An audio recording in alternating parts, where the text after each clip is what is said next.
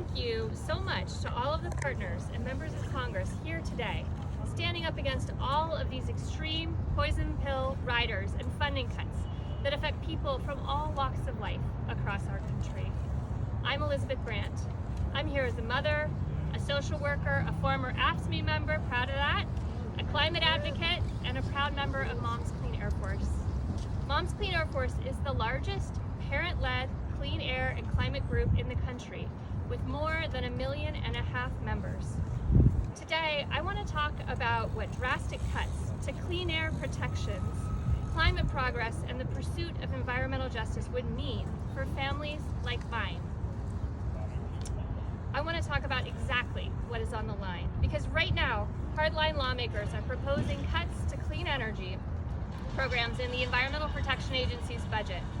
This would stall climate progress at a crucial time. Extremist Republicans have spent their time in the majority working overtime to undo the historic climate progress made by President Biden and congressional Democrats in the Inflation Reduction Act by attaching poison pill riders seeking to undo this historic legislation, and by proposing the steepest funding cuts to EPA and other environmental agencies in decades. 2023 was the hottest year on record, and we have no time to waste. This is a historic, transformative moment, and we cannot reverse course on climate and clean air.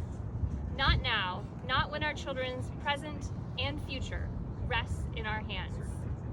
Let me tell you a story of why EPA funding matters. I grew up in Tacoma, Washington, home to a copper smelter with its 562-foot smokestack, which sent lead, arsenic, and other contaminants up and away. Only the contamination never really went away. There is no away. Our air and soil became massively polluted. Grass didn't grow in the yards closest to the smelter. We were forbidden to eat the pears that grew from the tree in our yard. A tunnel under the old smelter site would drip water from its ceiling.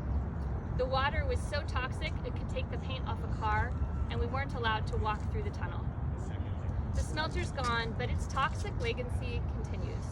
One of the most painful reminders of this was a wall of photos in my grade school that displayed kids who died of cancer in my neighborhood in the 1970s. And ever since my adult sister's diagnosis with cancer, which could be related to her exposure to arsenic and other chemicals from the smelter, everyone in my family is on high medical alert. You see, the legacy of loose regulation of toxic emissions is really personal. Remember this, the damage from the smelter can't be fully undone, certainly not in a heavily populated and residential area. If you were to visit my childhood home today, you still couldn't eat the pears. That said, the EPA has protected the Tacoma Ruston community from further pollution and coordinated a costly cleanup of the area.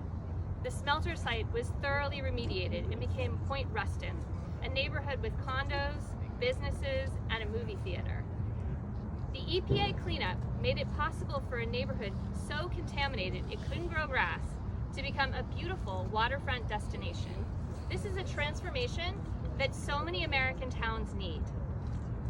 Of all the harmful riders in this budget, I am most outraged by the ones that prohibit funding related to environmental justice, including the Justice 40 initiative, which directs 40% of the overall benefits of certain federal investments to flow to disadvantaged communities. These include investments in clean energy, clean transit, clean water, affordable and sustainable housing, workforce development, remediation, and the reduction of legacy pollution. Let's be real. Many low-income communities and communities of color have been passed over for the kind of protection and cleanup that my majority white neighborhood received. Justice 40 is designed to get us closer to a world where Black, Latino, Indigenous families are all equally protected from environmental harms. In short, families like mine depend on Congress and the EPA to keep our kids safe from air pollution and climate change. Budgets reflect values, and by pushing the government to the brink of completely avoidable shutdown, extremist Republicans have made clear that children's health isn't a priority, we can't let them hold our environment and our well-being hostage. Congress must, at a minimum, fund environmental agencies like EPA at the level set out in the bipartisan debt ceiling deal. It must be free from poison pill policy riders like those targeting the Justice 40 initiative. And it must not attack the historic climate progress in the Inflation Reduction Act. Let's choose a budget enshrined in values of equity and justice for all. Think of those lives that were lost and represented in the photos at my school. Is this the world that we want to live in? Thank you.